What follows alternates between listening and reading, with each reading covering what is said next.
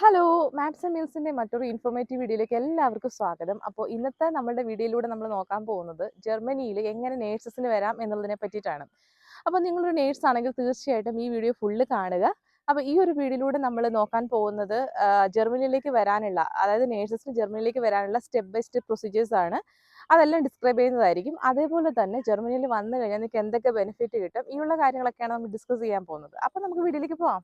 അപ്പോൾ ആദ്യമേ നമുക്ക് എന്തൊക്കെ ബെനിഫിറ്റ് ആണ് ഒരു നേഴ്സായിട്ട് നിങ്ങൾ ജർമ്മനിയിൽ വർക്ക് ചെയ്യുമ്പോൾ നിങ്ങൾക്ക് കിട്ടുന്നത് നോക്കാം.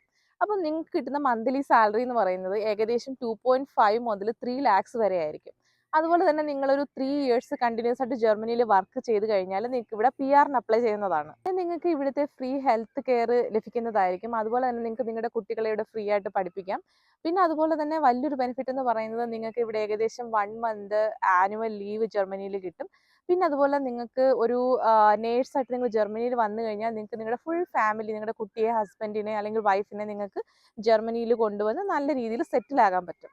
അതുപോലെ തന്നെ ഏറ്റവും ഇമ്പോർട്ടൻ്റ് ആയിട്ടുള്ള കാര്യം എന്ന് പറയുന്നത് ജർമ്മനി എന്ന് പറയുന്നത് യൂറോപ്പിൽ തന്നെ ഏറ്റവും സ്ട്രോങ്ങസ്റ്റ് ആയിട്ടുള്ള ഒരു എക്കണോമിയാണ്. അതുകൊണ്ട് തന്നെ നിങ്ങളുടെ ജോലി ഇവിടെ സ്റ്റേബിൾ ആയിരിക്കും. അപ്പം ഞാൻ പറഞ്ഞ ബെനിഫിറ്റ് ഒക്കെ നിങ്ങൾക്ക് ഇഷ്ടമായോ? അങ്ങനെയാണെങ്കിൽ നമുക്കിനി അടുത്ത സ്റ്റെപ്പായിട്ട് ജർമ്മനിയിൽ രജിസ്റ്റേർഡ് നേഴ്സായിട്ട് അപ്ലൈ ചെയ്യാൻ ഉള്ള സ്റ്റെപ്പുകൾ നമുക്ക് നോക്കാം. അപ്പം ആദ്യമായിട്ട് നമുക്ക് വേണ്ടെന്ന് പറയുന്നത് നിങ്ങളൊരു BSc അല്ലെങ്കിൽ GNM കഴിഞ്ഞ ഒരാളായിരിക്കണം. അതുകൂടാതെ നിങ്ങൾക്ക് ഒരു 1 to 2 ഇയേഴ്സ് എക്സ്പീരിയൻസ് ഉണ്ടായിരിക്കണം. അതുകൂടാതെ നിങ്ങളുടെ സ്റ്റേറ്റ് കൗൺസിൽ രജിസ്റ്റേർഡ് ആയിട്ടൊരു നേഴ്സായിരിക്കണം. പിന്നീട് നിങ്ങൾക്ക് അത്യാവശ്യമായിട്ട് വേണ്ടതെന്ന് പറയുന്നത് ജർമ്മൻ ലാംഗ്വേജ് പ്രൊഫഷൻസിയാണ്. അപ്പം ഒരു രജിസ്റ്റേർഡ് നേഴ്സായിട്ട് ജർമ്മനിയിൽ വർക്ക് ചെയ്യാൻ നിങ്ങളുടെ B2 ലെവൽ ജർമ്മൻ പാസ്സായ ഒരു വ്യക്തിയായിരിക്കണം. അപ്പം നിങ്ങൾ ഒരുപക്ഷെ B1 ലെവലാണ് പാസ്സായിരിക്കുന്നതെങ്കിൽ കുഴപ്പമില്ല, നിങ്ങൾക്ക് അപ്ലൈ ചെയ്യാം. നിങ്ങൾ ജർമ്മനിയിൽ വന്നിട്ട് പിന്നീട് B2 എക്സാം പ്രിപ്പയർ ചെയ്ത് പാസ്സായാൽ മതി. അപ്പം നിങ്ങൾ B2 ലെവൽ ജർമ്മൻ എക്സാം എല്ലാം കഴിഞ്ഞതിന് ശേഷം അടുത്തതായി ചെയ്യേണ്ടത് എഡ്യൂക്കേഷൻ ഇവാലുവേഷൻ ആണ്. ഇപ്പം ജർമ്മനിയിൽ 16 സ്റ്റേറ്റുകളുണ്ട്. ഈ ഏതെങ്കിലും ഒരു സ്റ്റേറ്റിൻ്റെ നേഴ്സിംഗ് കൗൺസിലിൽ നിങ്ങൾ രജിസ്റ്റർ ചെയ്യണം. അതിനായി നിങ്ങൾക്ക് ഈ ഒരു സ്റ്റേറ്റിൻ്റെ നേഴ്സിംഗ് കൗൺസിൽ വെബ്സൈറ്റിൽ ഡയറക്റ്റ് കയറി അതിൻ്റെ ഒരു ആപ്ലിക്കേഷൻ ഫോം ഡൗൺലോഡ് ചെയ്യാൻ പറ്റുന്നതാണ്. എന്നിട്ട് നിങ്ങൾ ആ ഒരു ആപ്ലിക്കേഷൻ ഫോം ഫില്ല് ചെയ്ത് വെക്കുക.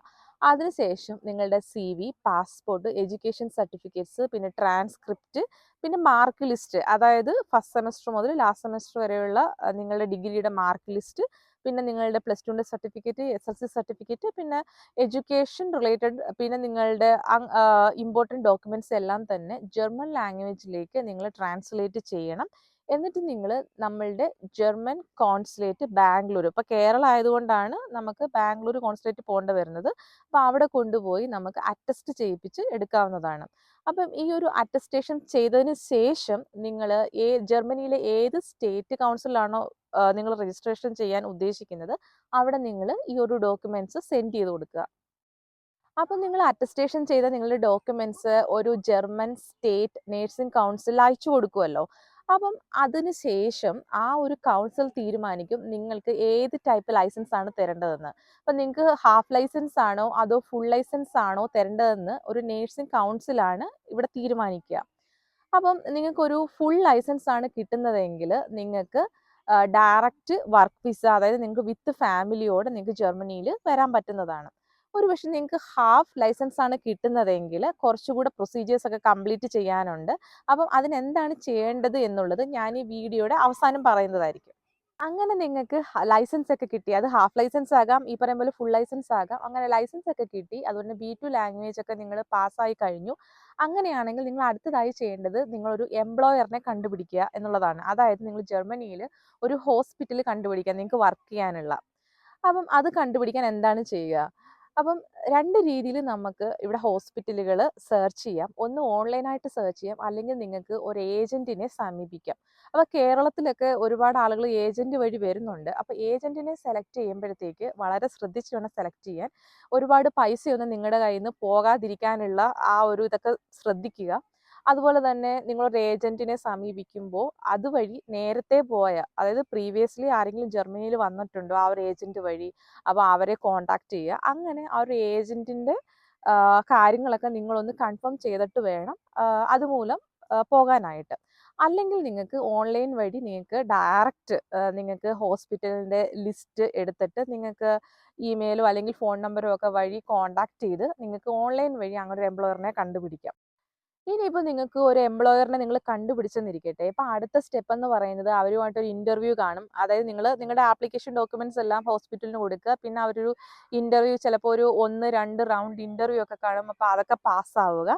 അപ്പോൾ അതൊക്കെയാണ്. അതിനുശേഷം നിങ്ങൾക്ക് ജോബ് കോൺട്രാക്റ്റ് കിട്ടും. അപ്പോൾ യൂഷ്വലി ജർമ്മനിയിൽ ഒരു 90% ഹോസ്പിറ്റലും അൺലിമിറ്റഡ് ജോബ് ഓഫറാണ് തരിക. പക്ഷേ എങ്കിൽ ഈ പറഞ്ഞ പോലെ ചില ഹോസ്പിറ്റലുകാർ അവർ 3 to 4 ഇയർ കോൺട്രാക്റ്റ് ആണ് നിങ്ങൾക്ക് തരുന്നത്. ഇനിയിപ്പോൾ അടുത്തതായി നിങ്ങൾക്ക് ഒരു ജോബ് കോൺട്രാക്റ്റ് ഒക്കെ കിട്ടിക്കഴിഞ്ഞാൽ നിങ്ങൾക്ക് വിസയ്ക്ക് വേണ്ടിയിട്ട് അപ്ലൈ ചെയ്യാം. പിന്നെ വിസയൊക്കെ കിട്ടി നേരെ ജർമ്മനിയിൽ എത്തുക. അതാണ് അടുത്ത സ്റ്റെപ്പ്. ഇനിയിപ്പോൾ ഞാൻ നേരത്തെ ഒരു ഹാഫ് ലൈസൻസിന്റെ കാര്യം പറഞ്ഞിരുന്നു. അപ്പം നിങ്ങൾക്കൊരു ഹാഫ് ലൈസൻസ് ആണ് കിട്ടുന്നതെങ്കിൽ നിങ്ങൾ ജർമ്മനിയിൽ വന്നിട്ട് കുറച്ചുകൂടി പ്രൊസീജിയേഴ്സ് ഒക്കെ ചെയ്യാനുണ്ട്. അതായത് ഇതാണ് കാര്യങ്ങൾ. 3 to 6 മന്ത് നിങ്ങൾ ജർമ്മനിയിൽ ഒരു ഹോസ്പിറ്റലിൽ ട്രെയിനിങ് അല്ലെങ്കിൽ നിങ്ങളൊരു വർക്ക് ചെയ്യണം. അതിനുശേഷം ഒരു എക്സാം ഉണ്ടാകും. അതാണ് കെൻഡിനിസ് പ്രൂഫിംഗ് അഥവാ നോളജ് ടെസ്റ്റ്. ഈ ഒരു ടെസ്റ്റ് നിങ്ങൾ പാസ്സാകണം. അതിനോടൊപ്പം തന്നെ നിങ്ങൾ B1 ലെവൽ മാത്രം പാസ്സായ ഒരു വ്യക്തിയാണെങ്കിൽ തീർച്ചയായിട്ടും B2 ലെവൽ കൂടി ആ ഒരു കാലാവധിയിൽ നിങ്ങൾ എഴുതിയെടുക്കണം. അപ്പം അതിനുശേഷം നിങ്ങൾക്ക് ഒരു രജിസ്റ്റേർഡ് നേഴ്സായിട്ട് അപ്ലൈ ചെയ്യാവുന്നതാണ്. പക്ഷേ നിങ്ങൾക്ക് ഫുൾ ലൈസൻസ് ആണ് കിട്ടുന്നതെങ്കിൽ നിങ്ങൾ വേറെ ഒന്നിനെ പറ്റിയും ആലോചിക്കേണ്ട കാര്യമില്ല. നിങ്ങൾക്കിവിടെ ഒരു എക്സാമും ഇല്ല. പിന്നെ നിങ്ങൾ B2 ലെവലും കൂടെ പാസ്സായ ഒരു വ്യക്തിയാണെങ്കിൽ നിങ്ങൾക്ക് നേരെ നാട്ടിൽ നിന്നും ജർമ്മനിയിലേക്ക് വരാം. വരുമ്പോൾ തന്നെ നിങ്ങൾക്ക് നിങ്ങളുടെ ഫാമിലിയെ കൊണ്ടുവരാവുന്നതാണ്. അപ്പോൾ ഇതൊക്കെയാണ് നിങ്ങളൊരു നേഴ്സ് ആണെങ്കിൽ ജർമ്മനിയിൽ വരാനായിട്ട് ചെയ്യേണ്ട പ്രൊസീജിയേഴ്സ് എന്ന് പറയുന്നത്. ഇനിയിപ്പോൾ നിങ്ങൾ 10th അല്ലെങ്കിൽ +2 കഴിഞ്ഞൊരു വ്യക്തിയാണ്, നിങ്ങൾക്ക് ജർമ്മനിയിൽ നേഴ്സിംഗ് ഹൗസ് ബിൽഡൊക്കെ ചെയ്യാൻ ആഗ്രഹമുണ്ടെങ്കിൽ ദേ ഈ കാണുന്ന ലിങ്കിൽ നിങ്ങളൊന്ന് ക്ലിക്ക് ചെയ്ത് നോക്കൂ. ഞങ്ങളൊരു ഡീറ്റെയിൽഡ് വീഡിയോ തന്നെ ചെയ്തിട്ടുണ്ട്. വീണ്ടും ഇതുപോലെ നല്ല ഇൻഫോർമേറ്റീവ് വീഡിയോസ്, അതുപോലെ തന്നെ ട്രാവൽ വീഡിയോസ്, ഫുഡ് വീഡിയോസ്, പിന്നെ ജർമ്മനിയിലെ കൾച്ചർ, അപ്പോൾ അങ്ങനെയുള്ള വീഡിയോസൊക്കെ നിങ്ങൾക്ക് കാണാൻ ആഗ്രഹമുണ്ടെങ്കിൽ തീർച്ചയായിട്ടും ഞങ്ങളുടെ മാംസമീസ് എന്ന ഈ ഒരു യൂട്യൂബ് ചാനൽ ഒന്ന് സബ്സ്ക്രൈബ് ചെയ്തേക്കണേ. അതുപോലെ ഈ ഒരു വീഡിയോയ്ക്ക് നിങ്ങളൊരു ലൈക്കും കൂടെ കൊടുത്തേക്കണേ. അപ്പോൾ വീണ്ടും ഞങ്ങൾ നല്ലൊരു വീഡിയോ ആയിട്ട് വരുന്നതായിരിക്കും. Until then bye.